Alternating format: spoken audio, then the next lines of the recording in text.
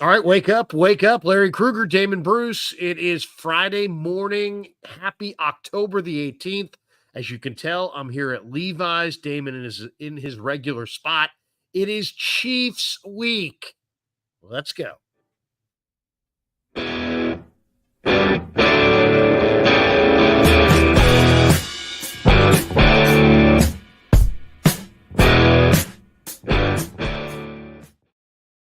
Larry, this semester's midterm was last semester's final. The 49ers did not do well on their final exam against the Kansas City Chiefs, and hopefully the midterm goes a whole lot better. Welcome to Wake Up, like and subscribe. Yes, we got a Levi Larry sighting down in Santa Clara. I'm up here in San Francisco, and welcome to you no matter where you are. Hit like and subscribe. Thank you for joining us. And football games just don't get bigger than this in the regular season, Larry. They really don't. This is everything a network could want, a fan could want, and it's the measuring stick that the 49ers are looking to, hey, you got 12 inches on your measuring stick. We got 12 inches too. Let's hey, I didn't even mean that. I didn't even mean that. But the Kansas City Chiefs remain the measurement of football excellence in this league, and the 49ers have come very close to it, but they've yet to get it done in the playoffs, in the regular season. What will make this Sunday different? That's a great freaking question. And I don't know that the Niners have the answer, but we're going to find out. It's the Chiefs are the standard. And if you want to know where you're at, this is the team to play. The Niners also, the thing about Kansas City that's interesting is they get beat, but you notice they never get beat in these big games. They always get beat when they just, they underestimate the Raiders, or they no-show a game against the Colts or something like that. Trap games get them. Trap games. They get up for the big games and they mow you. And then they've owned the Niners. Reid owns Shanahan. The Chiefs own the Niners. They've beaten them 4 straight, 6 out of the last 7. And the best unit on the field between the Niners, offense, defense, special teams, Chiefs offense, defense, special teams, is the Chiefs defense. And, just watching them, and I took the time to watch the all 22 of their game against the Saints yesterday, which I couldn't believe I had the time to do, but I did squeeze that in. They clutch and grab like more than any team I can remember in recent memory at the line of scrimmage. They dial up. Spags is a genius. And he dials up an array of blitzes. They play a lot of man coverage. And they're really, really good at disrupting the rhythm of a quarterback. And one thing that Spags does, Damon, that's really interesting is he will strategically choose to blow up a few key downs every game with classic, one side overloads, slot pressures. He's just really good at knowing exactly when to blow up a play, an individual play. And they're a difficult defense to do what the Niners like to do, which is to get explosive plays down the field. And they have 3 just elite players. Chris Jones up front, Nick Bolton on that second level, Trent McDuffie on the third level. And though they don't have L'Jarius Sneed, last time the Niners played, they did have Sneed as well. But the last thing is they don't beat themselves. So if you're going to beat Kansas City, you're going to beat Kansas City. They're not going to show up and whiz down their leg and give you a bunch of turnovers. And I asked Kittle yesterday, I said, George, I'm tired of seeing you guys lose to these guys. What's it going to take? And he's like, what are my keys to victory? I'm like, yeah, what's it going to take? And he's like, we got to run the ball 30 plus times and we got to stop turning it over. And I looked it up, Damon, the last 3 games against the Chiefs, the Niners have 7 turnovers. 7 turnovers in the last 3 games. So, you know what? That's it probably right there. Play clean football, run the heck out of it. With who? We can talk about that later. But run the heck out of it. Don't turn it over. And I think you got a chance to win. We are brought to you by Sam's Chowder House. This game needs to be brought to bear with No, I mean, no mistakes. You're right. And, I know you said we'll talk about it a little later. Larry, I don't think we'd be burying the headline if we're talking about it later. Kittle's first key to success. Oh, no. Oh, look at you. Oh, you went right to the commercial. I wasn't expecting that. I was going to go. Well, no, I think we can talk over the commercial and just do the show. Look at that. I No thought one of the things that made. we could do going forward, Damon, is on these Friday or on these, these wake ups where Sam's sponsoring us. I'll just intermittently just, we can still talk about the Niners, but we'll just, in the background, we'll just have just a little food porn in the background. I like it. I like it. Exactly. It works. It works. It works. Just a couple times throughout the show. So if you see that, it's not a mistake. It's by design. Jordan Mason has to go. You said get rid of him? Kittle just told you his very first key was we got to run this ball 30 times. I don't know how you're running this ball effectively 30 times without a guy like Jordan Mason in this lineup. You've been around practice, Larry. What's your gut telling you on Mason? Well, beyond my gut, I mean, he's a tough guy. There's no doubt about it. He's been out there on the practice field with the blue jersey. He does look a little bit like he's in a little bit of pain when he's taking his jersey off for sure, because that shoulder, you can tell that AC joint is tender. He is a tough guy. Now, I did hear John Lynch this morning on KMBR driving down here to the studio, and he said that Mason is a tough guy. So I'm kind of regurgitating what Lynch said, but he also said he's betting that JP is going to go. And he goes like, well, I don't bet, I don't wager, because I can't wager. I'm a general manager, but it's trending towards JP going. But he was also asked about Gendo and Patrick Taylor, and they feel really good about those guys. I mean, Lynch said Patrick Taylor's a really good football player. They signed him as a free agent from Green Bay. He's a 3-year vet. He had some really good plays. I'll say this about Patrick Taylor. He can catch the ball. He's a bigger back. He can take a hit. He's used to guys going after the football. So it looks like he's got a good, tight grip on the ball. He can catch it better than you think. He runs upright, so he does take some hits, but he's a little bit more substantial as an athlete and as a back than you would think, considering he never has played and there was no fanfare when they signed him. And then, of course, Gendo, I think a great point that was made, and I forget who it was. Somebody, I think it was yesterday. Somebody made the point that it's probably me. No, it was definitely, it might have been Sorensen. No, it was Forster. Okay. Forster made the point yesterday that kind of like Raheem Mostert with Gendo, guys take the bad angle. So I asked him about the 76-yard run. And I said, man, they had 8 guys on the line of scrimmage, and Pooney kicked out 2 guys, and Gendo hit it off the hip and was gone. And he said, you know what? The one thing that Garendo's a lot like Raheem Mostert is that you just don't think he's going to be as fast as he is. So guys consistently take the wrong angle. And even kind of in the soundbite, you can see Chris with his hands, he's like, they think they're going here, and instead they got to be going there. And the same thing with Gendo, even more so, Damon, because Garendo's so bulky and he looks like he would be a fullback speed. And he's not only not a fullback speed, he is a sprinter. You know what I mean? So it's optical illusion. They take bad angles and he's gone. And that's what Forster said happened in Seattle. He said, what happened was he said the safety took too aggressive of an angle, not realizing how fast Gendo was. And that was it. He was gone. On-field geometry, right? I mean, it's all angles. It really is. And it's easy to, oh boy, what am I going to work in some math jargon here? As you're trying to figure out the hypotenuse to get to the angle of the tackle, Larry, your X and Y axis are way off because you assume that X will not represent Y in a dude that big. So it is easy. My math ended, by the way, at Algebra 2, Damon. Algebra 2 is when my math ended. I seriously, once we started factoring binomials, I was, that's it. I tapped out. Factoring binomials, I tapped out. As soon as Pythagorean walked into the room, I walked out of it. It was just, I was not interested in the theorem. I was out. I was out. I avoided a ton of math in college.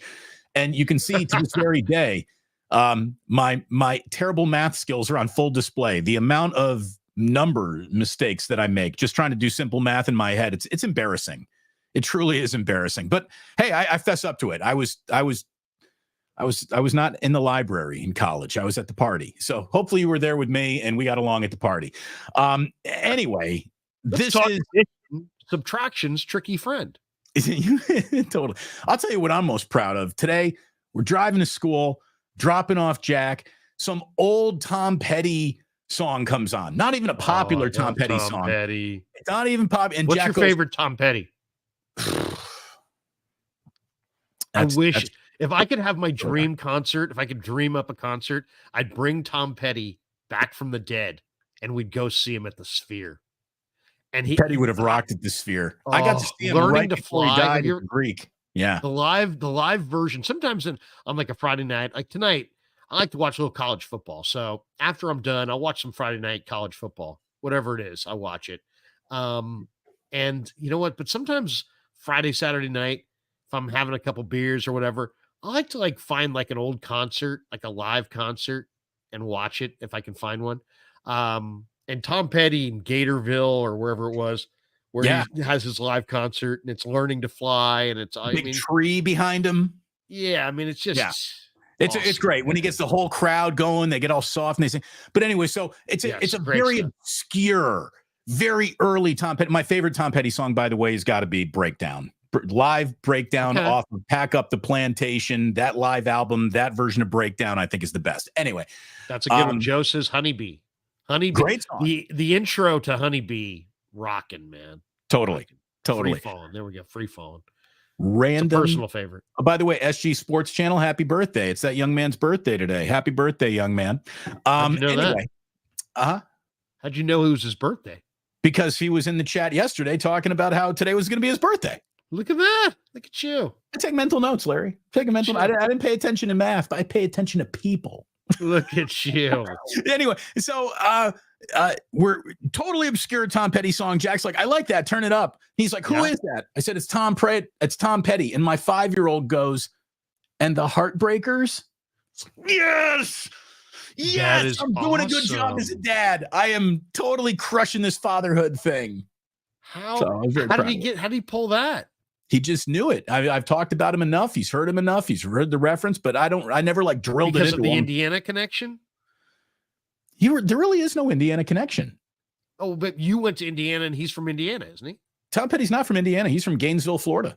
Oh, I didn't know that. Yeah. Okay, I thought he was from Indiana. Yeah, no, he's always singing about Indiana, Indiana she boy grew up on an in Indiana town. Had a good-looking mama who never was around, but she grew up tall and she grew up right with them Indiana boys on an Indiana night. That's I love that. Don't get me wrong. I always assumed he was from Indiana. That's okay. Why would a guy from Florida sing about Indiana?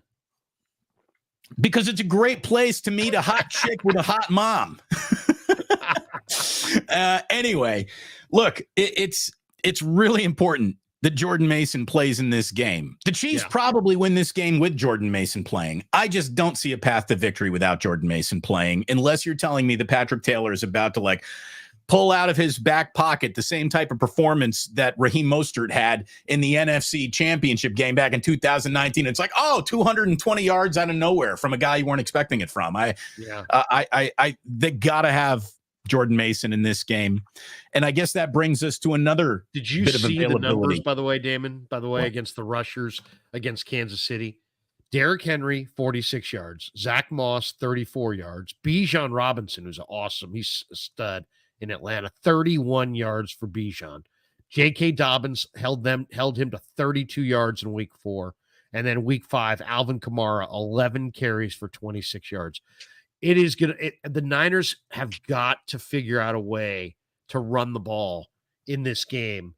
Kansas City does an amazing job. And I'll tell you the other thing that jumped out to me, Kev found this. I couldn't believe this stat, Damon. This is an amazing one. If you look at the Niners D starts fast and finishes slow. They get worse as the game goes on. They're 4th in the first quarter, 9th in the second quarter, 31st in the third quarter, 21st in the fourth quarter. This is points allowed per quarter. Kansas City, on the other hand, starts slow.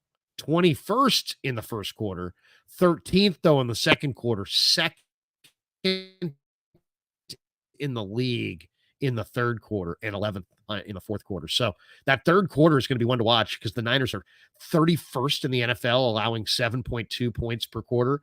In that third, KC gives up 1.2 points per quarter. So that, to me, the game within the game, check out that third quarter and see how that goes for the Niners. I was talking with Bob Fesco this week, Kansas City broadcaster, and he said it's like Spagnuolo's got a boa constrictor defense. It just gets tighter and tighter and tighter as the game goes along. He even predicted, he's like, the 49ers will score on their first possession. They're going to put up 7 or 3 for sure. And then after that, it's just going to get harder to keep on going down the field and doing that. And I think that there's an awful lot of indication that that's been hard for the 49ers all year. I mean, they've come out with great game plans, and then it feels like there's an erosion of that game plan as the game goes along. So, look, whatever Shanahan is going to dial up, he's going to be having to dial it up through all 4 quarters. He's going to have one of his best games of the entire year for the 49ers to win this game, especially if they're shorthanded in the running back department. So whatever, pocket full of magic Kyle can bring into Levi Stadium, he better bring it with him because he doesn't win without it. He does not win without it. So I'll go further. I think they need end around Larry, a wide receiver throwing a pass in this game. There could be some high school backyard junk football trickery that the Niners are going to need in this game. One thing to remember, yesterday and the day before, Damon, JJ didn't practice. Jawan Jennings, I'm talking about, he did not practice. So he's got a hip injury.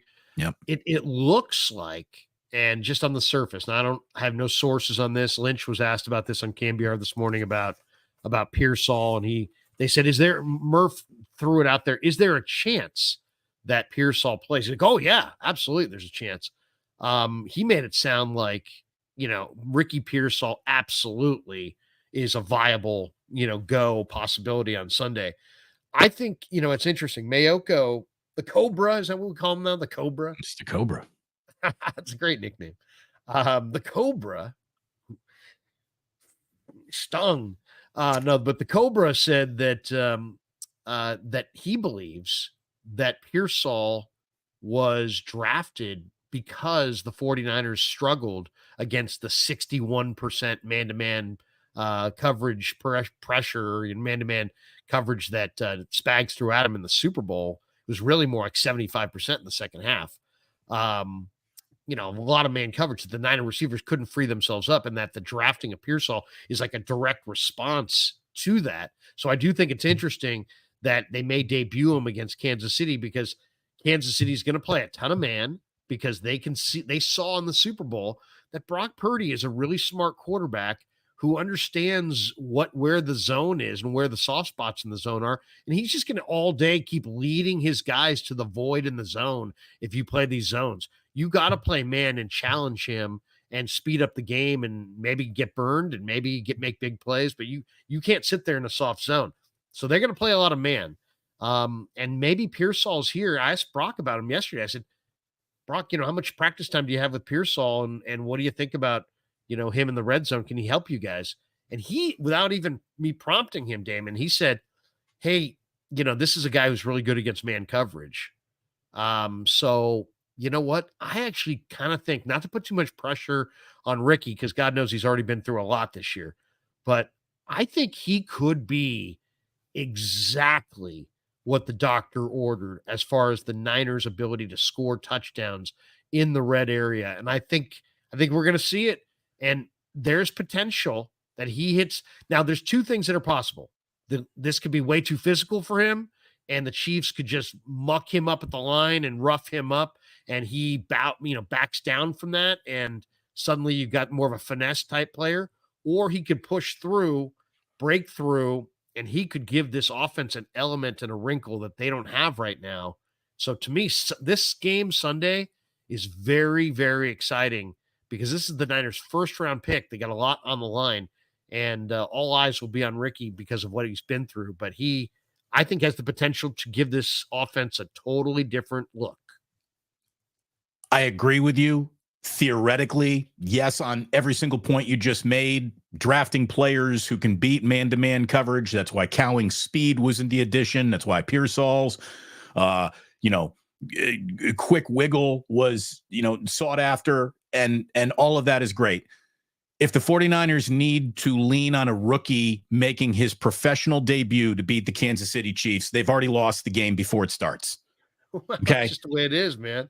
Yeah. I mean, you need every edge. I think they're going to need every edge they can get. We're literally, we've run into this team in Super Bowls. We can't beat them. In the regular season, we can't beat them. But a guy who's never played a single snap of professional football is the way that we beat the Kansas City Chiefs. Like, if he is, awesome, and we're off to a great start in a career, and they'll be singing, songs of Ricky Pearsall around the campfire one day. But I'm going to be really surprised if he has 10 offensive snaps in this game. I'll be shocked if he has more than 10 offensive snaps. Yes, really. You watch fucking Kyle Shanahan go to Ronnie Bell. Excuse me, Ronnie Bell, not Ricky Bell. You watch him go to Ronnie Bell. Watch him go to Ronnie Bell before he asks Ricky Pearsall to run a route. Watch him. There is a great affinity, it seems, for Ronnie Bell. I will say this. I have a feeling Sunday on the post game, we will be talking a lot about rookie wide receivers, because on the Chiefs side, they have Xavier Worthy, who's a 4.21 combine record running receiver, who's a true vertical threat. And the Niners have kind of proven, if one thing they've proven this year is that they don't defend verticals. And they haven't, the last couple of weeks hasn't burned them, but I think it's been more personnel related. Now you got a quarterback with a big arm. You've got an offensive coach who watches film. He's going to see the Tutu Atwell 50-yard bomb. He's going to see the Justin Jefferson 97-yard bomb. And he's going to say, I wonder if I have a guy. Yes, I think we'll go up top to Xavier Worthy. So I think it'll be interesting in the postgame. Are we talking about Xavier Worthy? And man, you need that unbelievable sub 4.4 speed. You got to have it, and the Chiefs have it, and the Niners don't, and you got to go get that player. Or are we going to be talking about, man, Ricky Pearsall is unguardable in a short area, and he had 2 touchdowns in the red zone and 3 huge catches on third downs and blah, blah, blah. He's the continuity piece that is incredibly valuable. They're different players, but Ricky's got a 42-inch vert and a 4.41 40 time, so he's not like he's slow or unathletic. I'm eager to see Damon in that post game on Sunday. Are we talking more Worthy, or are we talking more Pearsall? I have a feeling we're going to be talking more Worthy, because again, I'm Pearsall. Really? The first I don't think so. The first thing Ricky Pearsall the first thing I need to see is Ricky Pearsall on. Do you see that? Yes, there you go. We just made a wager. That is a YouTube wager right there, ladies and gentlemen. Larry, let's see him even if he gets on the fucking field. Okay, I mean, let's start there. Before we even talk about what he does, should he have a target, let's see if Shanahan even lets him on the field. Have I been wrong about a singular rookie wide receiver yet? Yes, you just called Ronnie Bell Ricky. Okay, so I've been wrong about the name. That was blatant wrong name. But Kyle Shanahan detests rookie. No, I don't know. I haven't kept the scorecard, David. I don't know if you're right or wrong. Look, I hope I'm wrong. Because I do need him. But this game's on Debo, Kittle, and Aiyuk. Straight up, it's on you guys. This isn't Ricky Pearsall's job to beat the Chiefs. He doesn't even know what the fuck the NFL is yet. You guys do. You guys know what this game is. And it's up to them, and it's up to Nick Bosa, and it's up to Fred Warner, and it's up to Javarius Ward, and it's up to those guys to beat the Kansas City Chiefs, not the rookie who's never done it. No, but he definitely is going to help them in the red area. I really believe that. So we'll see. But he was a first round draft choice. I mean, I will say this. The one thing that has to be said is the Niners, I asked Ned Colletti about his drafting with the Dodgers, and he told me, the key was that we got really great people. And I'm like, really, Ned? He's like, yeah. Corey Seager is a great person. Clayton Kershaw is a great person. These guys are great people, not just great players. And I think the Niners did that in this draft game. And I mean, I've gone around and talked to every one of these guys now. Dominic Pooney is awesome. I mean, he is like a rock. He's an absolute pillar of a guy. Renardo Green, same way, really solid. Pearsall, really solid. Malik Mustafa, I talked to him for like 10 minutes in the locker room yesterday, and he's just super, super engaged, smart football player. They really got they added a lot of guys to the room who their football IQ as a team went up dramatically in this last draft because they kept adding guys that are like high character guys. So I credit Lynch. I mean, because you never know what kind of guys. It's hard to know, right? I mean, it's hard to know even who can play, let alone what kind of guys these guys Right. all are. Look, character speaks to work ethic. Character speaks to preparation. Good scouting too. Good scouting. Character is who you are when no one is looking. Totally. And if you're going to be a great NFL player, the amount of work that you need to put into your craft when no one is looking, when you're not even in the facility, is immense. So, I understand that that's the starting point. And having said all of that, I will take a 4-time criminal who helps you win a Super Bowl too. You know what I mean? It can't all be choir boys and good guys. You need some guys who are just out there to fuck shit up. And I like that too. You need a little combination. It can't all be choir boys. I hear you, but I will say this. I agree with you, by the way. It's a rough game played by rough guys, and you can't sit there and be like, every guy here has to be able to babysit my kids.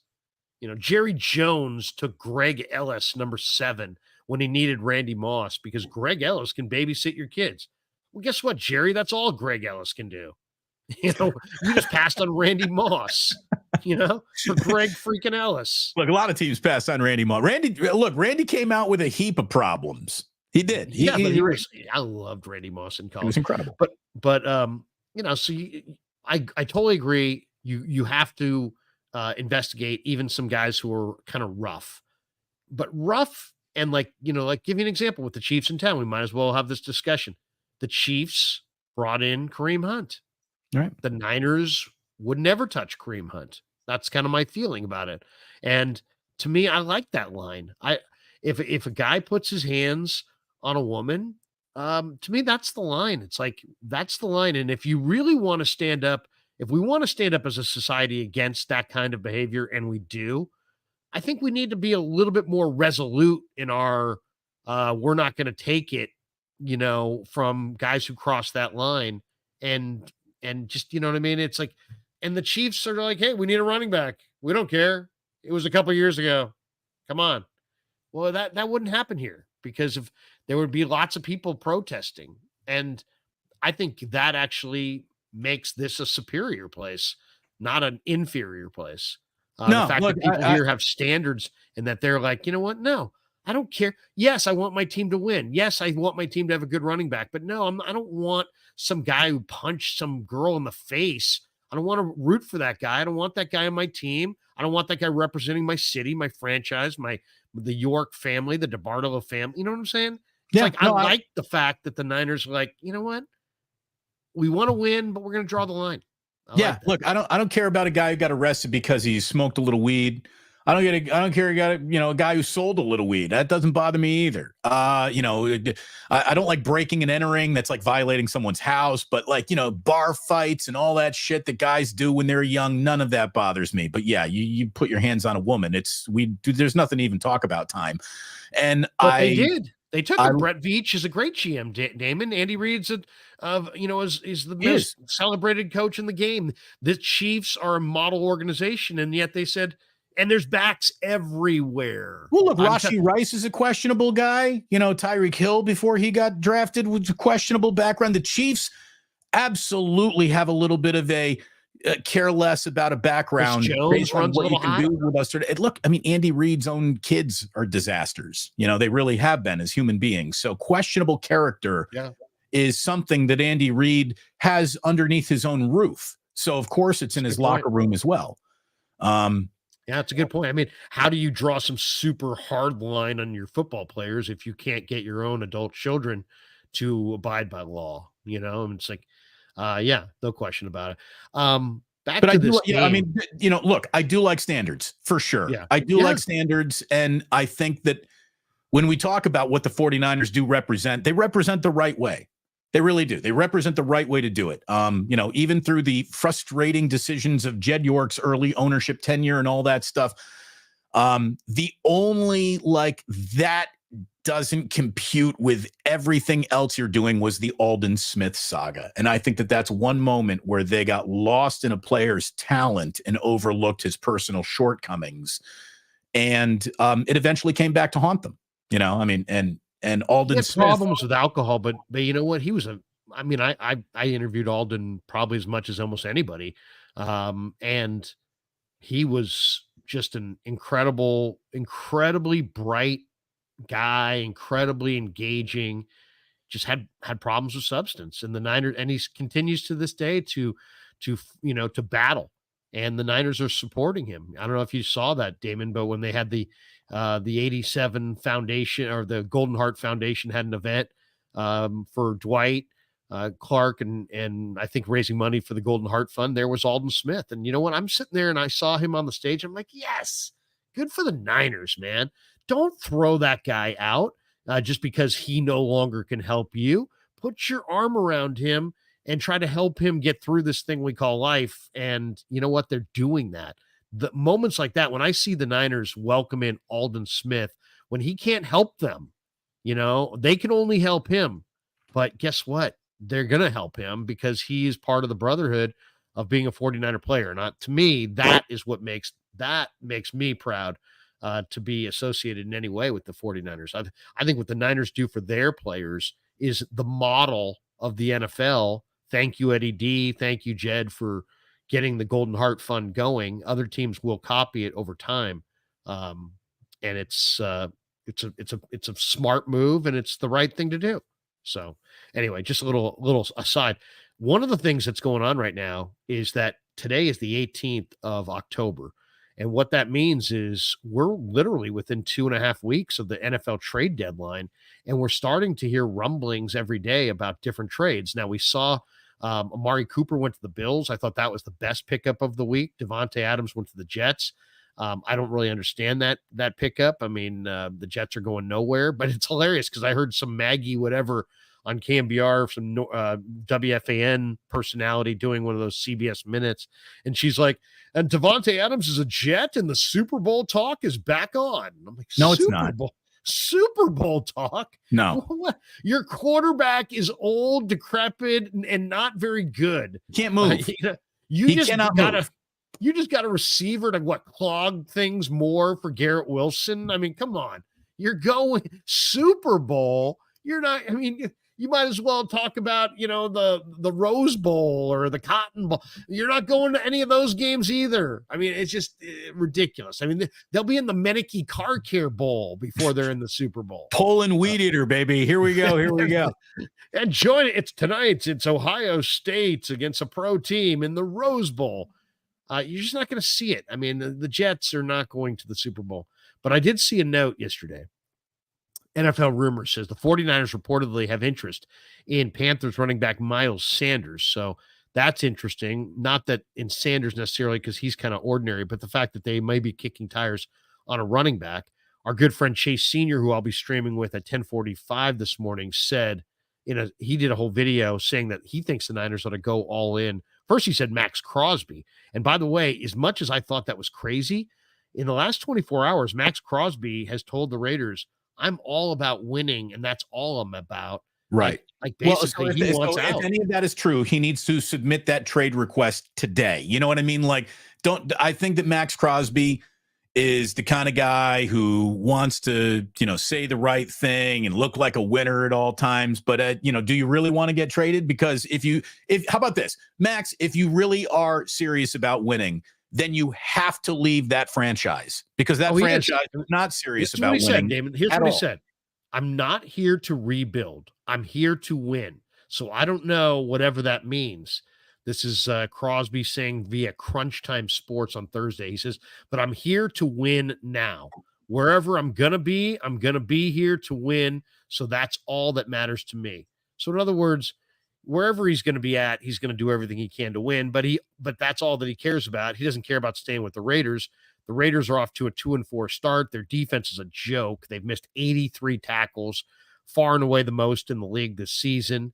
But it's not because of Crosby. Crosby's having a massive year. He leads the NFL in tackles for loss with 9, along with Will Anderson of the Texans and Zach Allen He's an incredible football player. 27. He's got all the instincts you could ever want. He's got the size, the speed, the attitude, the drive, the motor, everything that you could ever want in a defensive end. Max Crosby's got more of it than most. No doubt about that. But two things need to happen. Well, three things need to happen for any trade of Max Crosby to the Niners to ever come even put on the table. Number one, P.F. Chang has to be here at Levi's, right? P.F. Chang. The Raiders would have to want to trade Max Crosby. I don't believe they do. Number two, Max Crosby would have to ask for a trade. I don't care what that quote is. That's not him asking for a trade. So that hasn't happened yet. And number three, Mark Davis would have to fall off one of those really nice balconies at the Cosmo, land and hit his head before he would ever do business with the San Francisco 49ers. So even if Max Crosby were to be traded, the chances of him being traded to the 49ers has got to be somewhere under 5%. Well, okay, it's a single-digit number. I agree. And One more thing. The amount of assets that you would have to trade to land a player of Max Crosby's ilk are the exact amount of assets that the 49ers are going to need to have for their own going forward with Brock Purdy's new paycheck. I think Max Crosby is commanding a first and a third.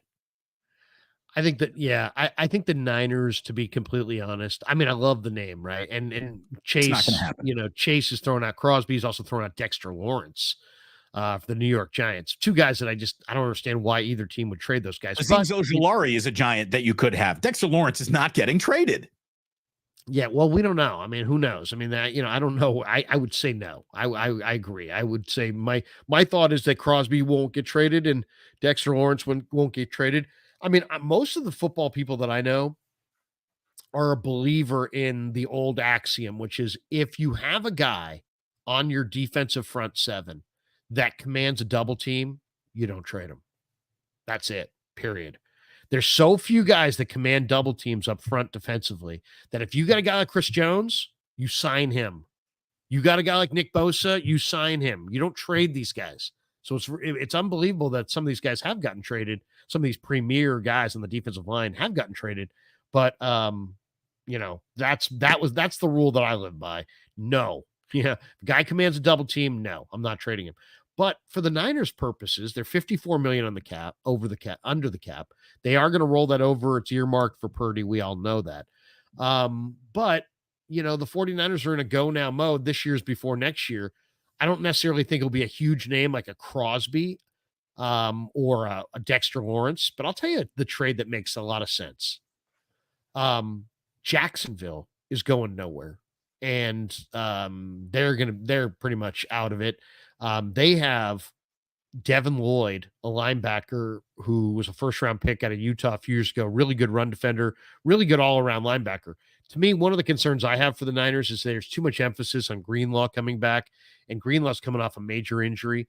And I just think that they need a little help here. Campbell Campbell can't do the job. That is clear. The Niners have missed 42 tackles in the last 3 weeks. They don't feel comfortable going with Winters and Graham, I think, because they're kind of young and a little raw, and they feel like those guys will make mistakes. All right, fine, but you can't go with Campbell. You know what I mean? It's like, you got to go, but you can't because you can't stay here, kind of a thing. And I would move off of Campbell. If I could get Devin Lloyd, the other guy that Jacksonville has that I would be very, very interested in if I were the 49ers is Darnell Savage. Darnell Savage is a really good nickel corner, free safety, coverage player, veteran, can play a lot of spots very fast. They just signed Adrian Amos to their practice squad. The two of them played together in Green Bay. Savage is exactly the piece that the 49ers need. They got a lot of youth on the back end. They need that one veteran cover safety / nickel / he can do it all, who's incredibly fast and smart. That's what Savage is. So if you could get Savage and Lloyd from Jacksonville, that's the deal that I would try to make. And then running backs, I think you can sign running backs. Go if you really like a running back. Miles Sanders is done, man. I don't want Miles Sanders. I'd rather take Imani Bailey off of the Chiefs practice squad. He's 5'7", 210, and he's got great explosiveness. I'd rather do that as if I'm looking for a running back than go for one of these yesteryear guys like Sanders. Pluck Cody Schrader off the Rams practice squad and get him up if you have to. He's on the active roster. Oh, did he get to the active? Oh, good for him. Yeah, That's he's on the good for him. roster. Look, by the way, if you want to make a trade with Jacksonville, I'm sure somebody still got my phone number around there. Give me a call. But look, you got a friend over here, John Lynch, and good old Trent Baalke.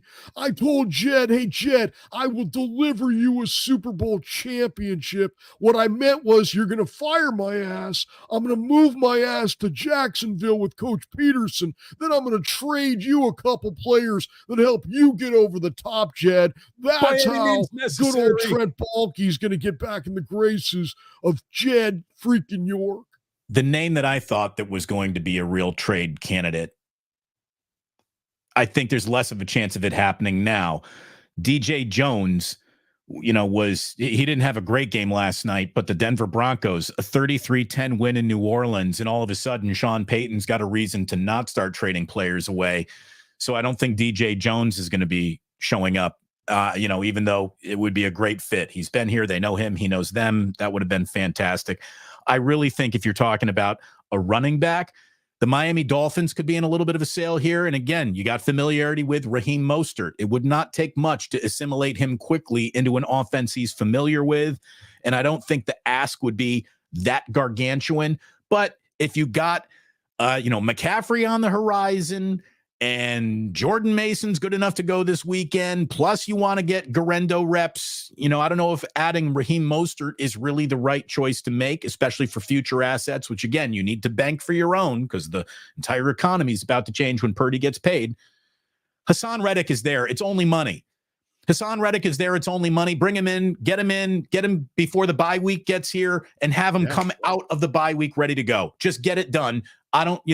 Whatever money he was demanding from the New York Jets, he's in no position to demand that anymore. He is officially out of the NFL until somebody brings him back. Coming back in with the 49ers for a prorated one-year deal would be the only way for a guy like Hassan Reddick to establish some market equity again. So I think it's a right move for both camps, the Niners and Drew Rosenhaus's latest client.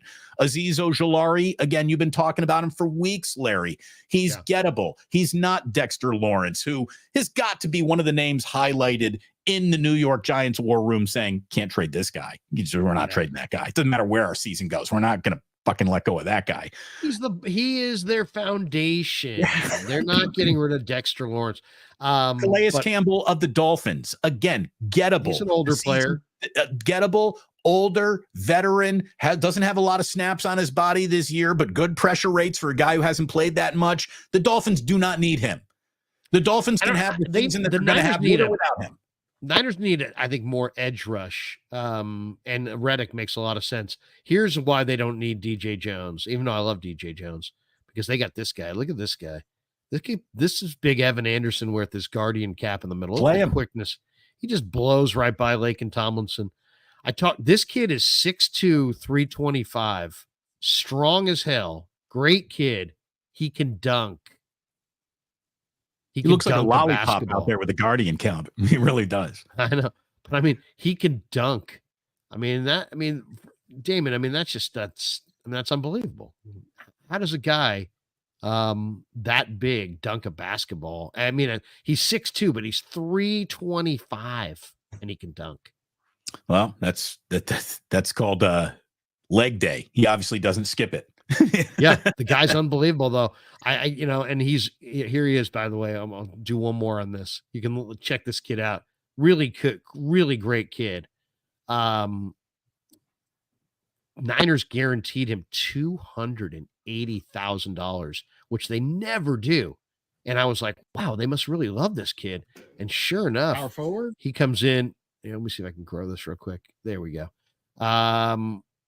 And here we go. This is just a minute. By the way, he looks like he's Evan 15. Anderson. Look at him. He looks like he's 15. If that kid showed up on my front porch in a couple weeks asking me like trick or treat, I'm going as a 49er player, I'd be like, what do you go to Reardon? Where are you from? Like, listen to this. Can you dunk? Yeah, I can dunk. You're a destroyer in the run game, but you got quick feet. Where do those quick feet come from? I played basketball. Did you? Yeah. Power forward? Center? I play center. Oh, yeah, I play center. Okay. Can you dunk? Yeah, I can dunk. So what do you see? You're 6'2"? Yeah, 6'2". 6'2", 320, and you can dunk, huh? Yeah, I could dunk since like I was in the 12th grade. No, I don't think you're dunking in here. That thing's like 20 feet. The hoop we got in here. Yeah, that's high. Yeah. I don't know. I ain't tried. But you're a hoopster, huh? Yeah. Okay, I like that. So was that what you played in high school? Hoops and football, or did you play anything else? I had played basketball in high school until I got hurt, and then I stopped playing. What's your move? You got to move. You got to drop step. You got to up and under. Or I really like to tell people, I'm like, are you a shooter? No, I'm not a shooter. I play good defense. I say I'm like Shaq and Zion. Okay, you're like Shaq. Like Shaq Zion. There you go. Can you dunk? Yeah, I can dunk. I just like to compare myself to two of the most physical specimens that have ever played the game. That's just where I come from. I love it. Great attitude though, and really talented, Damon. Really, I mean, seriously, I mean, they put this kid out there in 2 games, and he's getting pressures. He's rushing the passer. He's making plays against the run. He's commanding the double team. He's keeping bodies off of Fred Warner and Campbell on that second level. They have found something with this kid, and he plays a very valuable position. And when you have structured your defense the way the Niners have, with kind of undersized linebackers that like to run, you got to have guys that can protect their legs, and this kid absolutely can. He's just very, very strong at the point of attack. He can split double teams and give you a little pass rush. So in a lot of ways, Evan Anderson is a lot of the things that DJ Jones is. If you can only get one piece, I mean, I like my idea of Lloyd and Savage, but if I could, I love your idea as well of Reddick, because Reddick had 11 sacks last year. He's had 4 years in a row of double-digit sacks. There's hardly anybody in the NFL that can say that. He's also a speed merchant off the edge who's kind of like a healthier version of D Ford. So I kind of, D Ford, we forget when the Niners had D Ford and he would beat guys out of their stance and just swipe at that ball. It was one of the more valuable. He was one of the more valuable defensive players. He just got hurt. His body didn't hold up. Reddick, he was really great healthy, for those 6 games. Yeah. But if Reddick's healthy, he is a lot like D Ford, And that means that, and to me, watching Leonard Floyd, Damon, I'd like to see Leonard Floyd kind of, maybe shrunk down his role. Don't ask him to play every down on defensive end. Let him, he's not playing every down, but don't get his usage down a little bit to just key third downs. And I think he'd be a whole lot better. Think about it too. You could bring in Reddick, costs you nothing but money, and you got plenty of that. You bring him in, first day of practice. He walks out on that practice field. He goes right up to Purdy. Little kiss on the elbow, says, "I'm sorry." And then you just get to work. You just get to work. Sorry that I yanked your elbow out and caused you to have to do rehab for thousands of hours. How'd it go, by the way? You're looking pretty good. It went great. It really did. Again, Purdy's starting point, and then the hole that he had to climb out of so early in his career, and looking at what he's done, it's really a hell of a story. It really is. I want to get into what might surprise the Chiefs. First of all, you know what always surprises me? When I don't want any more pizza, I can't order Chinese food again, not another cheeseburger. Give me a little seafood. Give me a little seafood, if you would, please. Right there. Doesn't that look good? We're not even thinking. We're not thinking clearly, Damon. This is what the Niners have to do. Have you ever had just a gigantic lobster roll and just covered it with butter and just smoked it down? Just huge roll, just tons of chips, and eat the whole thing. Yes. What we got to do is we got to have Sam's cater the Chiefs, pregame, and just load those guys up with these just absolutely the most filling lobster roll. Those guys it won't even be the second half. They'll be taking a nap. They got to run. They got to keep running back. Got to run back to the locker room for all those seafood butter dumps that come around the corner after. Yeah, it'd be good. Fill them up with butter and seafood and get them all moving slower. And maybe even somebody is allergic to shellfish. That's even that's. What was the key to stopping Chris Jones? Oysters, Rockefeller. About 2 dozen oysters on the half shell. We sent a couple bottle little champagne flute right there. He was a little drunk. He was a little stuffed. Niners ran right at him. The Chiefs are just the happiest team. They take the field. They're so happy. They just can't play. go ahead and get down to Sam's. And Sam's, if you can get into the Chiefs locker room pregame, that would be fantastic. That would absolutely surprise the Chiefs and Patrick Mahomes if there was a pregame, pre-meal, pregame buffet of paella and cioppino and lobster rolls. What do you think would surprise the Chiefs? It's really hard to surprise Andy Reid and the Chiefs. There's no doubt about that. But would you pull out some upfront exotics where you're given, 6, 7-man, 5-man fronts with Bosa in the middle just to give them a different look, Larry? Are you going aggressive blitz? You going corner blitz? You thinking safety blitz? Blitz Patrick Mahomes at your own risk, by the way. He's always been that type of a player. I'll tell you the one thing that would surprise the Chiefs, if there were actually penalties called on them that got them off schedule. That doesn't happen very often. You talked about earlier, the Chiefs don't beat themselves. Well, the officials working Chiefs games usually don't beat the Chiefs either. So that's something that the 49ers need to pay close attention to. And look, the 49ers might need to be the team that gets tricky on special teams. And we talked about this on Wednesday, the stolen possession. If you can't turn Patrick Mahomes over, you might have to go fake punt. You seriously might have to do a fake punt in this game if you are, desperate for points in the second half and you're going nowhere fast. So, well, you saw the last time you saw that quarterback series, right? When Mahomes was saying, "Hey, they brought the safety up. They brought the safety up." In other words, we're going up top, and he was all excited. Oh, look at the Niners! The Niners brought their safety up, and so now they're naked down the field. So I think there's a very good chance that, first of all, you can't give Mahomes one look. That's just not the way it works. You can't give him one look. You got to give him a bunch of looks. But I think you got to make a decision too. What do you want to do with Mahomes? Do you want to, play back, let him dominate the time of possession and test his patience, but maybe keep your defense on the field all day with some soft, kind of make them drive the length of the field. Don't give them the verticals, keep everything in front of you, but then allow them to kind of dominate you slow death. I think Niners have done that in the past. I don't think they want to live that way. I think the better game plan is live on the edge, send extra guys, mix it up, see if you can get his clock. You have to interrupt Mahomes somehow, some way. You don't want to see him run, so you can't play man coverage and turn your back and give him rush lanes. You have to have a really well-coordinated, to me, this is a 3-level thing. You got to have a really well-coordinated rush. You can't have lots and lots of stunts and movement and games up front because you can't afford to give him true avenues. If you give him a clear avenue, he will take it. And it's like Brock Purdy. I mean, he's a smart player. He knows what kind of coverage you're playing, when to run, where to run, how to run. So that, to me, it's like you have to make sure that you challenge Mahomes as much as you can up front, hug up coverage, and dare them to throw it over the top of your head.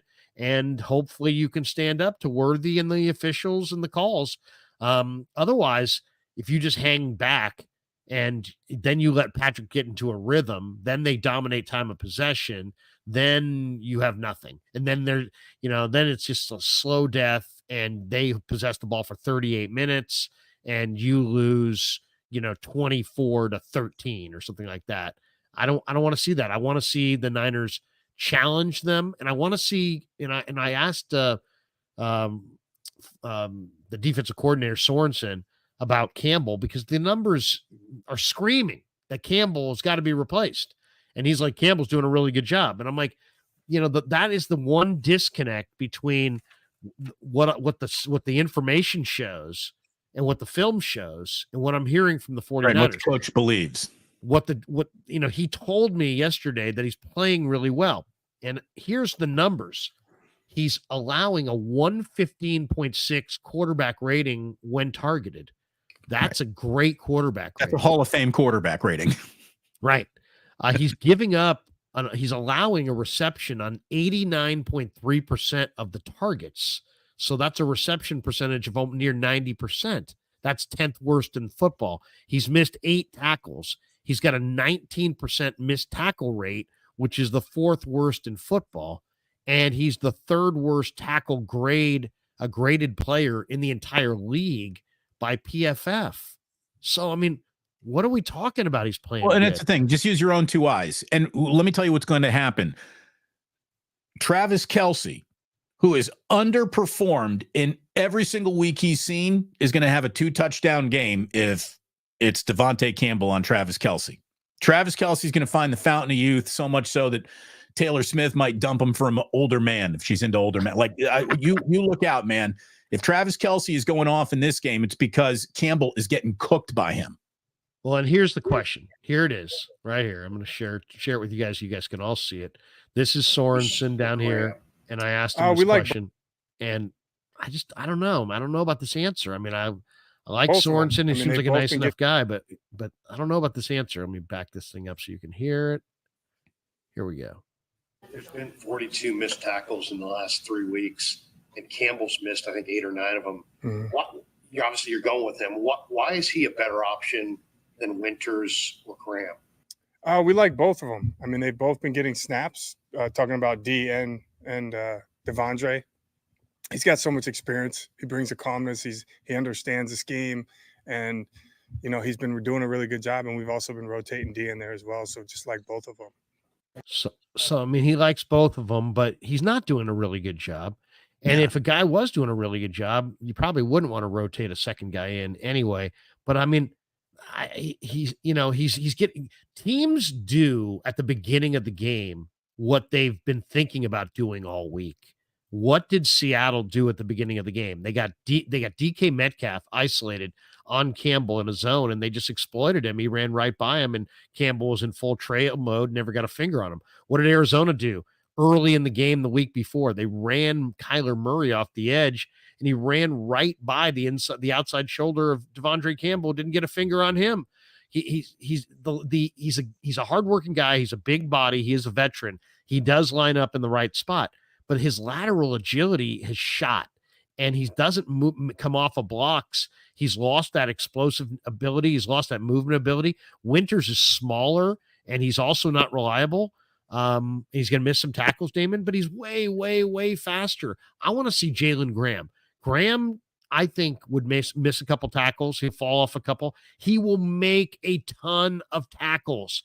If you play Jalen Graham as much as De'Vondre Campbell's, gotten plays, the same usage rate as Campbell, Graham would have 15 tackles in some of these games. He flies around. He can make plays. I want to see a younger, faster linebacker, or I want to see a trade for a Devin Lloyd. I don't want to see De'Vondre Campbell getting toasted all year. De'Vondre Campbell is this year's Isaiah Oliver, free agent that you signed in the offseason that you're too wed to because of some investment. It's a sunken cost. The money's gone. The decision's been made.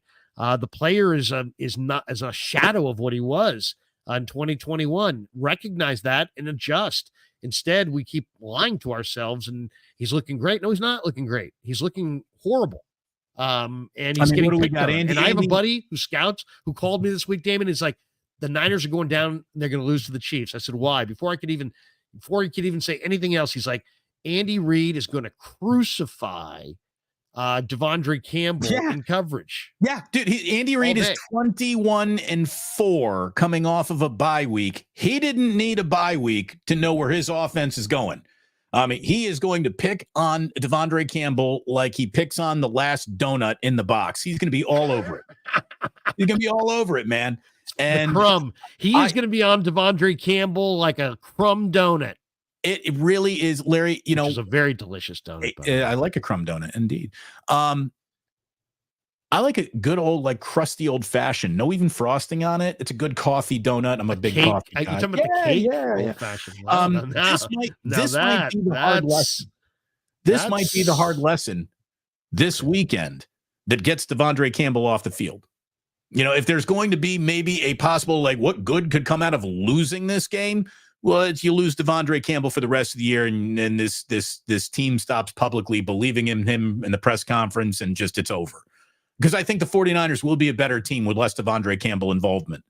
Brian Gutekunst is a very good general manager. Okay, if he kisses you off intentionally, You're probably done. Right. I mean, the Green Bay Packers think they're very much in a window to compete for a championship.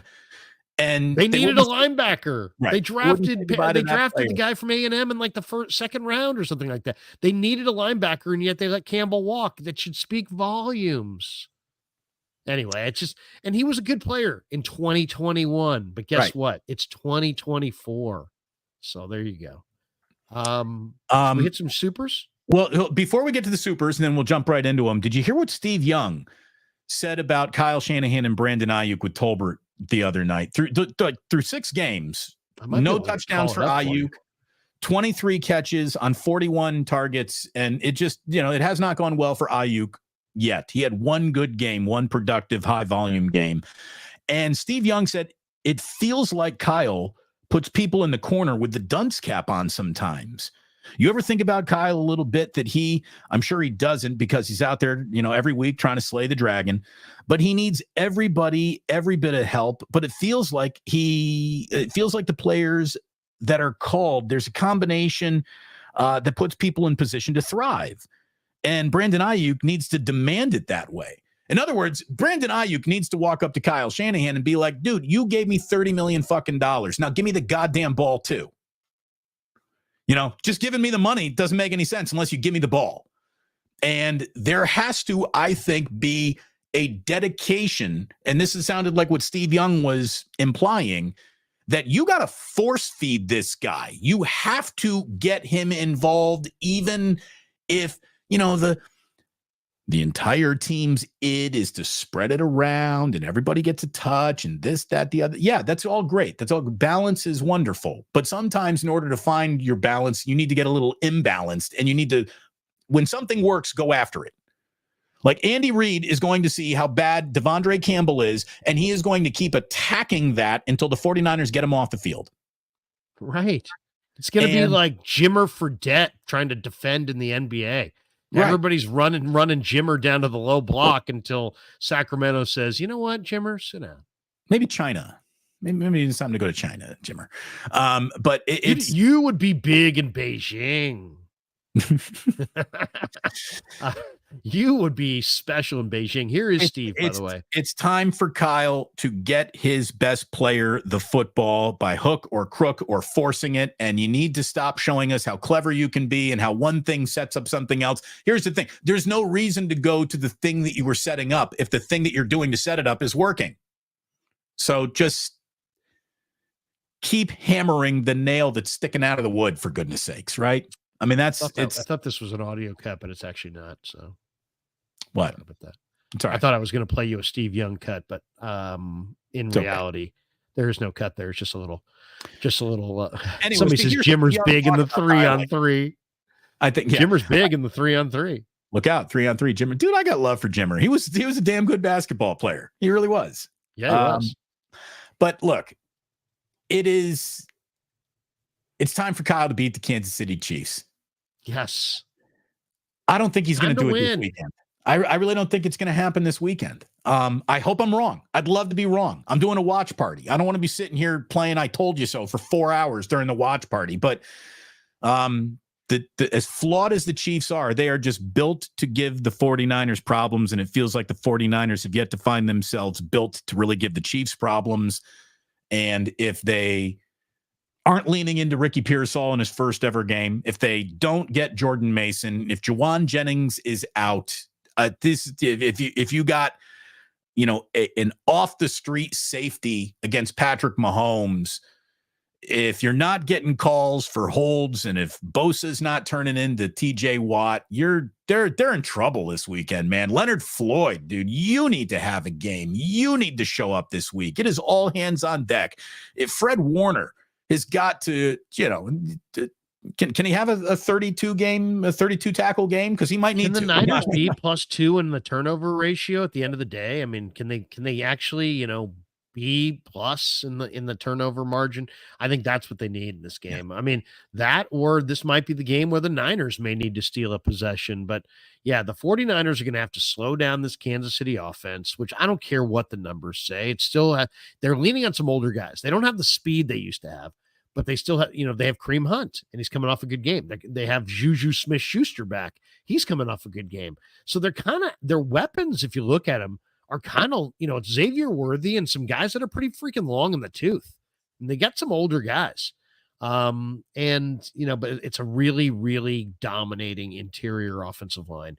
You got to burn Taylor and Morris, the tackles. If you're going to pressure, you got to pressure off the edges, because you really got to take advantage of their offensive tackles. And I think, this is the game where you got to know your personnel. It's kind of like you're playing a basketball game. Do you hug up on the shooter? Well, you do if he's Klay Thompson, but you don't if it's Kelly Oubre, right? You invite Kelly Oubre to shoot the three. You don't invite Klay to shoot the three. Well, that's you play off Xavier Worthy, but you hug up on everybody else. So you hug up on Kelsey and you hug up on Kareem Hunt. To me, I think it's going to be really interesting to see, does Andy feel like he can throw the screen to Kareem Hunt? The Niners really struggled to tackle Kareem Hunt in Cleveland last year on some of those screens. Did Andy look at that film? Does he attack the Niners with screens? I think there's a very good chance. To me, as I said in that clip to Sorensen, because I wanted to tell him that I wanted to put that out there. Just kind of, the Niners have missed 42 tackles in the last 3 games. Tackling will be the key in this game. You have to tackle Kareem Hunt. You have to tackle Juju Smith-Schuster. Right now, the Kansas City Chiefs, Larry, are leading the NFL in the category that the 49ers used to lead the NFL in and are now dead last in: yak yards after catch. The Chiefs catch the ball and then they go. So you're going to have can't be the reality right there. Yeah, no question. No, that's a good point. You have to limit their rack. Simple as that. Yes. And then ultimately, one thing the Chiefs did last year that I thought was genius. They won the Super Bowl on a year where it was a transition year and they didn't really get what they wanted out of their personnel, right? John Lynch made a great point today. He's like, their personnel makes sense. And it really does. They have complementary players and it makes sense for how they want to play, the kinds of players they get, so on and so forth. But you have to really have an idea of like who you're going up against and what they're trying to do. Last year, they basically stopped using anybody but Rashee Rice, Pacheco, and Kelsey. And if Rashee Rice wasn't available or wasn't open, and Kelsey wasn't open, and it wasn't a run play to Pacheco, Mahomes just ran himself. And that was it. And they in the playoffs against Baltimore, when they got on the road in the AFC title game, they didn't even run outside the guards. They literally ran it in the A gaps against Baltimore because they knew that's where their advantage was. So Kansas City will do one thing so well, is that when they decide they're not going to take any chances with the ball, it really puts a premium on turnovers because they won't turn it over. And then if you turn it over even once or twice, now you're -2 on the turnover table and you lose by 14 points. So they take care of the ball and they'll go an entire game where they don't try to do very much just because they feel like, you know what, we're only going to go to what we think is an advantage to us. So they'll run it up the middle and they'll throw screen passes to Hunt. They'll go up top to Worthy. They'll look for Kelsey on 3rd down. That's pretty much it. And you look for Mahomes. Don't give Mahomes obvious run lanes because he will take them every single time. It's the old, ain't broke, don't fix it.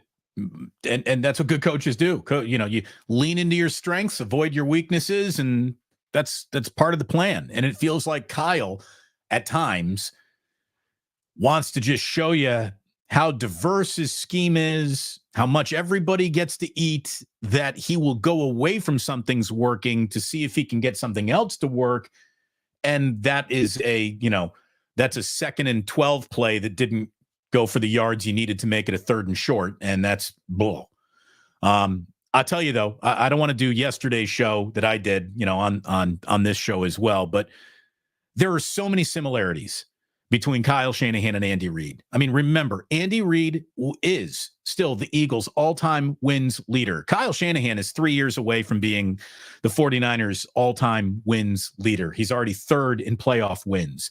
He is going to be, unless something, unforeseen happens in the next 3-4 years of Kyle's coaching tenure, He is going to be the all-time leader in games coached by the 49ers. He will be that guy. He has burnt out in NFC title games. He is like Andy Reid, gone to a Super Bowl and run into the only coach and quarterback combo that is officially better than his. You know, Andy Reid with Donovan McNabb and the Eagles ran into Belichick and Brady. You got Kyle continuing to run into Andy Reid and Patrick Mahomes. It took 21 years for Andy Reid to win his first Super Bowl in Kansas City. Kyle, I talked about this the other night on the radio. I couldn't believe that. Yeah, and he needs, look, Kyle needs to, when Andy Reid was in Philadelphia, he did have problem with trying to be too clever offensively. He did have clock management problems. The criticisms were legitimate. Kyle's got some legitimate criticisms on him, and it sounded like Steve Young was trying to offer one up on KNBR. Maybe this goes back to Willie Snead and the favorites and the doghouse and blah, blah, blah. But like, Kyle's got to remove his ego from the game plan, and I think that the game plan would improve. What's his? I don't explain what you're talking about. Where do you feel his ego gets in the game? It's time to just hand the ball to Jordan Mason on 4th and 2.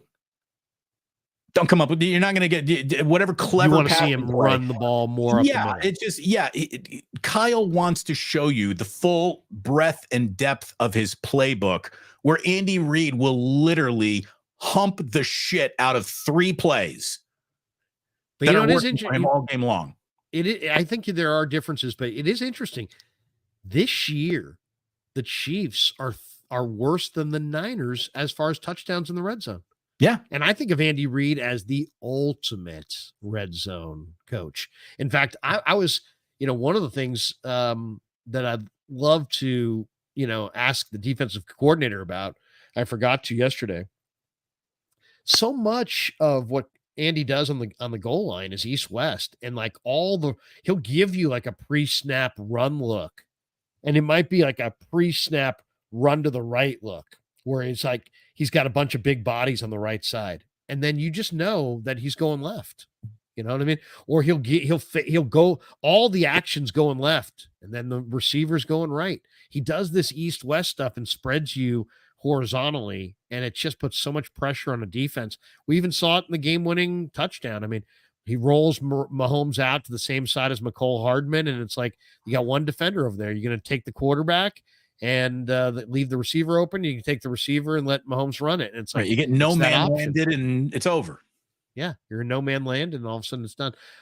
This is interesting. I think this is breaking news potentially. I don't know if this is how credible this is, but NFL Rumors is reporting the 49ers are expected to open the 21-day practice window after the bye week for Christian McCaffrey. So maybe you'll see McCaffrey against Dallas. Well, it's after the bye week, you said. Yeah. After the bye week. Okay. So yeah. Okay. So it goes KC, Dallas, then the bye week. You're right. My bad. Yeah. So at least that means he's at least 3 more weeks away. By the way, so I have a neighbor, my neighbor Tim, my across the street neighbor, who is a Packers fan. I saw his sign. He had a Christian McCaffrey jersey on a skeleton that was laying down in his front yard for a Halloween decoration. The skeleton has been upgraded to now upright with a walker. So he's trying to monitor the Christian McCaffrey return to the season through his skeleton placement. So when the practice window opens, maybe the walker will be gone of the Christian McCaffrey skeleton. And so we're monitoring that injury in a whole bunch of different ways here in San Francisco, Larry, is what I basically want to tell you. Let's hop into some supers, man. I see we got plenty of them today. Let's do it. JD's in the house. He says, can Campbell kick so he has a decent chance at covering someone and we don't get any more kickers injured? Yeah, again, another reason to be worried, because you could be on a kicker who outside of 35 yards turns into a question mark. Maybe that'll actually be good for the 49ers, though. Kyle's not going to be settling for a long field goal on 4th and 3 or 4th and 4. He's going to go for it. I hope he does. I think field goals get you beat against Kansas City. That's for sure. You know, it cracked me up this morning because I did an interview this week with the Niners' newest kicker. And I said, "Hey, Anders, how you doing, man? Larry Krueger, KMBR, nice to meet you. I'd love to talk to you." And he's like, "Hey, no offense, but it's Anders. It's Anders. Anders. Let's and I get said, it right. Anders, you know what? I sorry for fucking that up, man. I didn't mean to do that."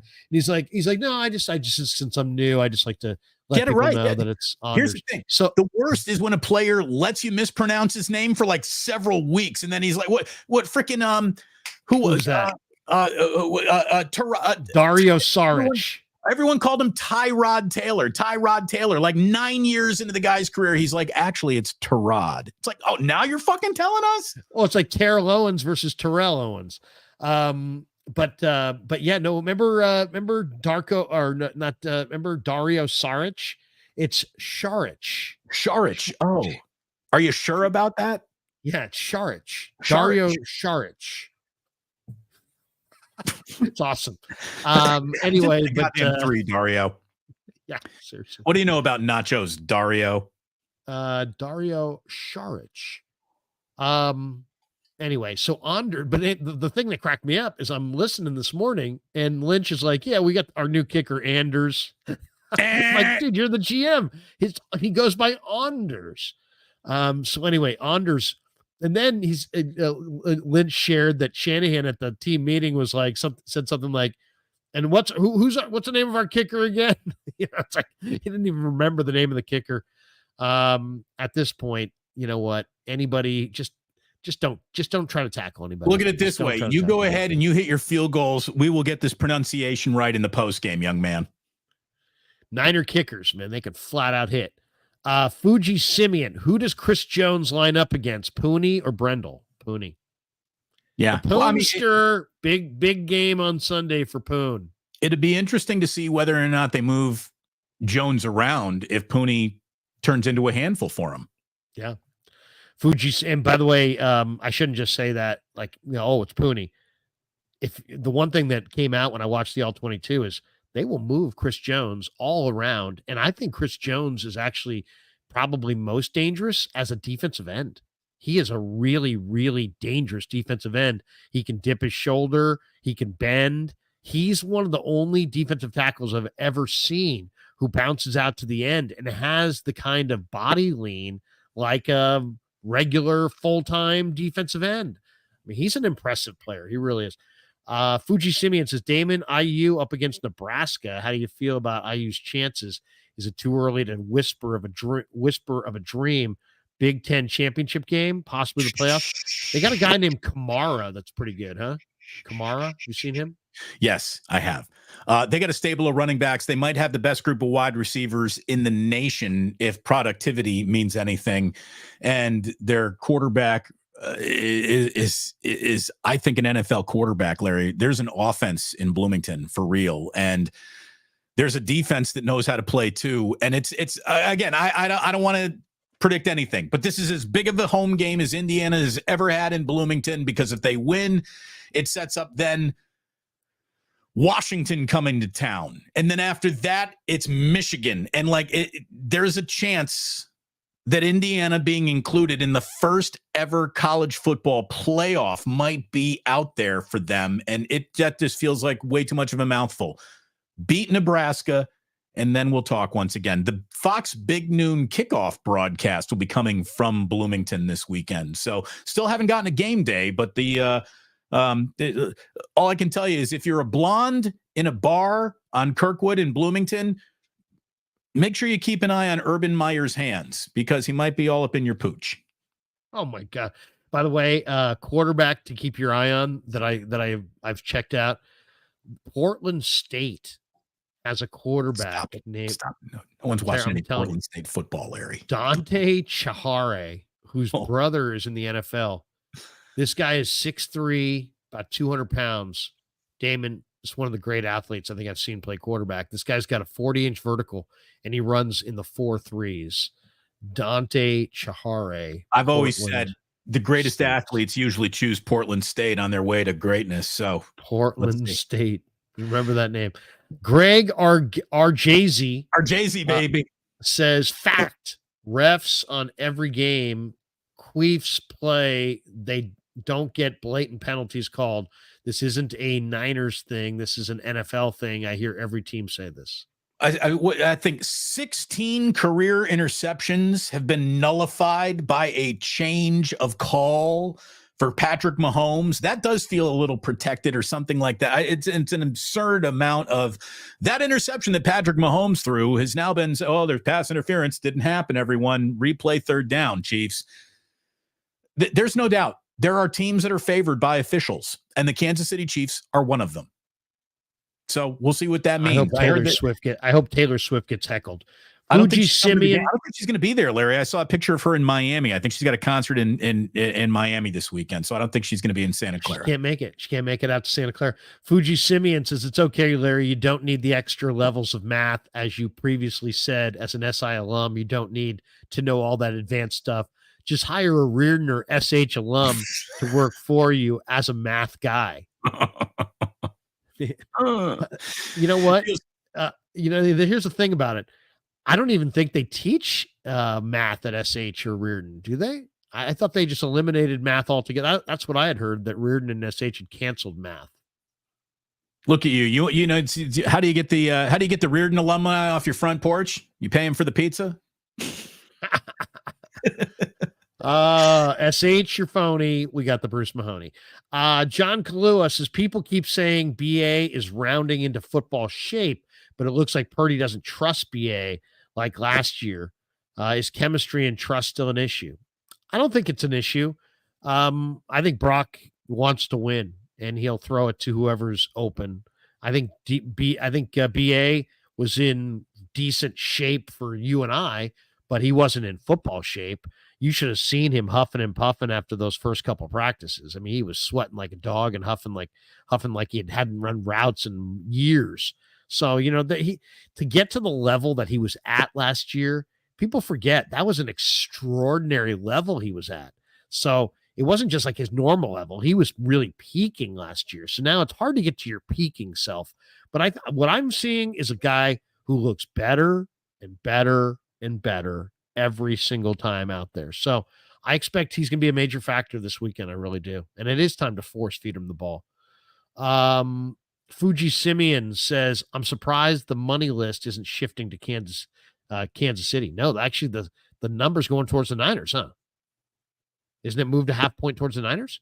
Has it? Jan Shozla. I just heard Baldy praising De'Vondre Sweat. I wish we had that 365-pound hole plugging, space eating ballerina. Yeah, I love De'Vondre at Texas, man. The guy is kind of reminds me of kind of like a Jerry Ball, just as wide as he is tall. I mean, you go back and watch old Lions tapes, kids. Jerry Ball. I mean, just literally like a human wall. He used Michael Carter and Jerry Ball both played nose guard for SMU. They had a little factory going there. One of the only guys who used to eat up the Bears offense. He ate up all offensive lines. That guy was insanely good. I'll tell you, looking at some of the prospects already for this upcoming draft in next April. Kenneth Grant, go watch that guy. He's Larry. I got to tell you, 360-pound defensive tackle from Michigan. There's a quarterback from Portland State that only I am talking about. Yes. Do not steal my point. If I see a video from I'm going to do a Portland State video today. You're going to be on with Chase. I'm doing the Portland State video. I'm going to beat you to the marketplace. Look at that. Fuji Simeon says, would you rather trade for Crosby or Hendrickson? I'd rather have Crosby because Hendrickson is a free agent at the end of the year. So you're going to have to pay a high price either way. At least Crosby, you're getting a guy that's signed and young and 27. And I mean, Crosby's awesome. Crosby's younger than Hendrickson. I mean, Crosby's a car with 45,000 miles. Hendrickson's got 95,000 miles. It's like, I think I'd take the less mileage guy. Fuji Simeon says, let's play fantasy. Hypothetically, what would you be trading Purdy? What would trading Purdy get the 49ers? How about Bosa, Warner, Shanahan? Just hypothetical, of course. I mean, come on. Purdy's getting you multiple ones. Bosa's getting you multiple ones. Warner's probably getting you a one. He's getting Shanahan deals. Yeah, I mean, Shanahan maybe a couple twos. I don't know. Yeah, it's hard to say. That's so hypothetical. There's almost no reason to even do it. But thank you, Fuji Simeon, as always, for your super chat generosity. You're contribution to the show. John Kalua says Nick Bosa is held back by demeanor. Who's demeanor? Is that a coach? I want Justin Smith, Warren Sapp, Lyle Alzado. I don't think Lyle Alzado's still with us. Let's just say linemen wouldn't dare hold those guys by game's end. It's not his demeanor, but I do think that he needs to stop being, people have said, oh, Brock needs to stop playing hero ball, which was an idiotic comment. But Nick Bosa needs to stop playing Superman. He can get through two guys holding him and still get to the quarterback. It doesn't mean he should, and it doesn't mean those guys shouldn't get called. I would like to see the 49ers get some calls here. Nick Bosa and Leonard Floyd are going to burn these tackles. Those tackles are going to have to hold Nick Bosa and Leonard Floyd. If they do, I want to see the Niners get the call. Well, and I want to see Shanahan argue for that in the pregame. Pregame, postgame, I mean, it needs to be brought up, and there's going to be a big fine that comes with it, but everybody involved is fucking rich. So pay the fine and get this in the public domain that there is a goddamn conspiracy going on against our best defensive player. And look at it this way. Phil Jackson would talk about nothing else. If he were coaching the San Francisco 49ers, Phil Jackson would only talk about how Nick Bosa is getting screwed by the officials every game, and he'd pay the fine, and then they go win the NBA title. So I think Shanahan needs to bring it up. I agree. Chris Herdlick says Niners need a new center. If we don't have anyone better than Brendel, no idea he's a starter in the NFL. Huge issue. The coaching staff pretends he is good. They like Brendel. I mean, Forrester likes Brendel. I asked him about Brendel 3 weeks ago. He said, hey, yeah, he does Sixers. I'll say this. I think Nugent might be their best option at center. But you know what? Brendel's the veteran, and they're going to go with Brendel. The nice thing is they have a couple guys there in Nugent and Zakel they can go to that I think can play if they get their opportunity. But right now, Chris says absolutely Brendel is his best option. So we'll take him at his word. Joseph Ernberg says 13 more years till Kyle wins us a Super Bowl. I mean, that's the thing. I mean, David pointed it out. In 1999, he got hired, and that's Reid. He didn't win the Super Bowl until 2019. We're talking about 21 years. Kyle's been here. This is year 8. People are acting like he's got to go if he doesn't win the Super Bowl. Come on, guys. I mean, do you think? I mean, did Philly really get over on Andy Reid? They kicked out Andy Reid. Yeah, they got a Super Bowl with Peterson. Then they kicked Peterson out. Now they got Sirianni, who's egging on fans, and Reid's piling up Lombardis. And the Eagles are trying to act like they won that deal. I mean, do you want to be the Eagles? Do you want to see Kyle Shanahan win 2, 3, and 4 rings when he finds the right combination of players and coaches in another stop? Or do you want to show a little bit of patience here to see if he can make that final step? I mean, to me, it seems like only logical to say, hey, look, you got a great coach. Get him better players and he'll win. To me, it's a personnel thing. And I don't want to put the finger on Lynch only because Shanahan, they're tied together and they do all these things together. Kyle's decisions. John Lynch. I mean, it doesn't even matter whose decision. It's all their decisions, so I'm not going to try to split them. But they got to hit. I mean, let's be totally honest. If I said to you, number one reason the 49ers haven't won the Super Bowl, what would you say? With Shanahan, under Shanahan and Lynch, number one reason they haven't won the Super Bowl, what are you saying? Defensive lapses. I would say it's personnel, and they have missed on Reuben Foster, Mike McGlinchey, Solomon Thomas, Trey Lance, Javon Kinlaw. Those 5 players cost them 7 number 1 picks. They have gotten very little out of 7 number 1 draft choices. Only Nick Bosa and this year Ricky Pearsall are the only ones left, really, the first-round draft choices. So, to me, that is it. If they had gotten, instead of getting, 0 for 7, let's say they went 3 for 7. Right. And they missed on 4. Four busts, but they hit on 3 guys. They'd have 3 more first-round pick talents on their football team. I think they would have won the Super Bowl by now. It's the failure at the very top of the draft is the number 1 factor, in my opinion, that has kept them between winning a Super Bowl. They got a really good team. If they had gotten those players, they would have gone over the top. Well, and I also think, they happen to keep running into the team with the sharpest knife there is. The Kansas City Chiefs are the wrong team to keep on meeting in a Super Bowl if you want to win one of those. Michael Carroll says, Krug, I'm coming to the Pig in a Pickle for the meetup. Do you like wine or whiskey? Wow, I guess I'd have to say wine. I mean, come on, I'm more of a wine guy than a whiskey guy, but I'm not a white wine guy. So if it's white wine or whiskey, I'll take whiskey. If Larry? it's red wine or whiskey, I'll take red wine. Since we're talking, if I bring home whiskey, I'll have a great night or two with my wife, and then it will sit in the cabinet until my buddies show up.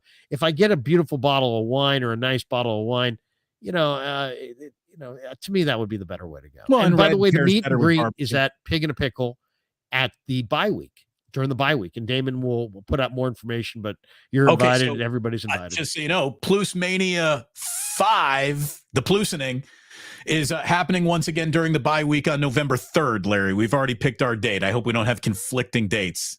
We might have conflicting dates. Are you doing it on the Sunday of the bye week or the Saturday? Because we're doing ours on a Sunday. Sunday. We're doing ours Sunday. Where were you doing yours? At the Dubliner. Maybe West Portal. Have you thought about maybe moving yours? You could jump aboard. It's done.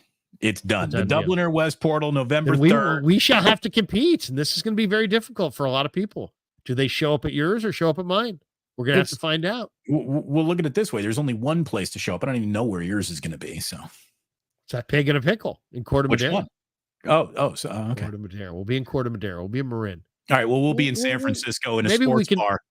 We're going to be in San Francisco in a sports bar on an NFL Sunday. See you there, everybody.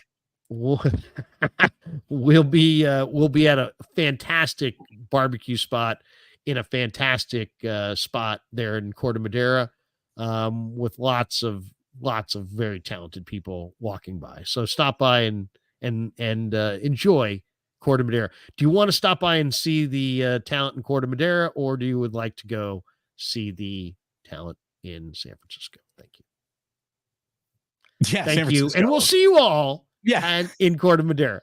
Okay. We got a little bit of a conflict there with the meet and greets, but you never announced you're very stealth, by the way, these days. Very stealth. Because no mention at all. You didn't mention anything to me about the meet and greet. No mention at all about today was the day I was going to tell you. We finally no mention at all. Also, the other day you kind of sprung on me the watch party. Didn't know anything about the watch party either. Very secretive. You're very. Feel free to reach out and text me. Yeah, you're operating really beneath the scenes. You're really very sly right now.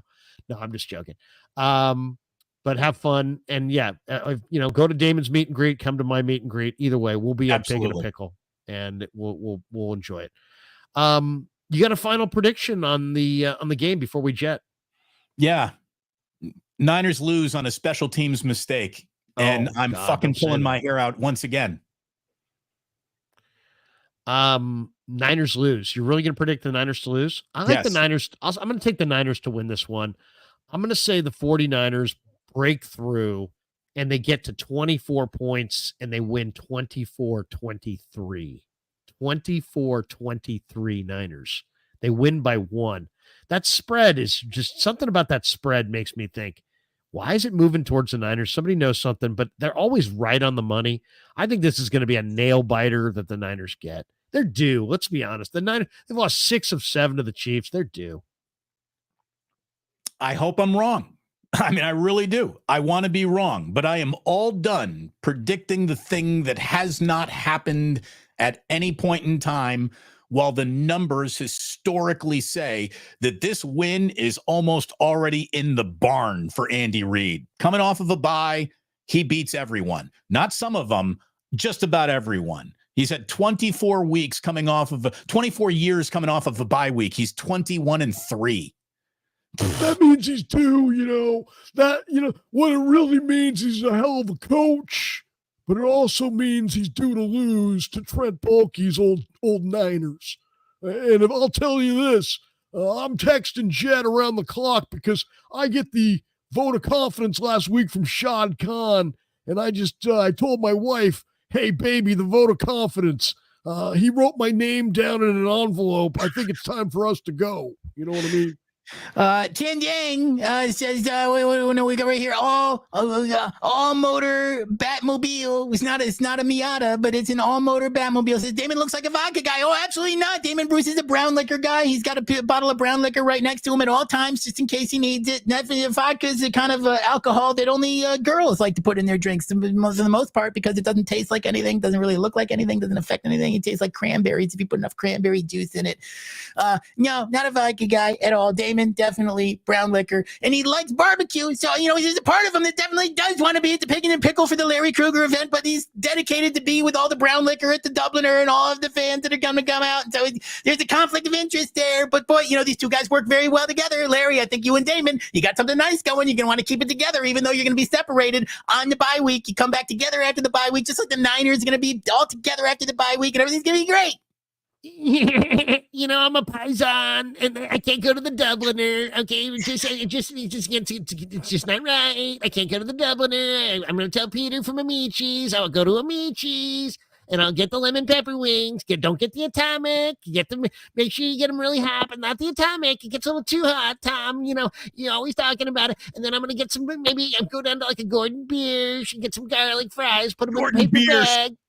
Gordon Biersch. We're going to get some garlic fries, and I'm going to bring them back, and we're going to put them in a bag. And I hope everybody has a great Friday.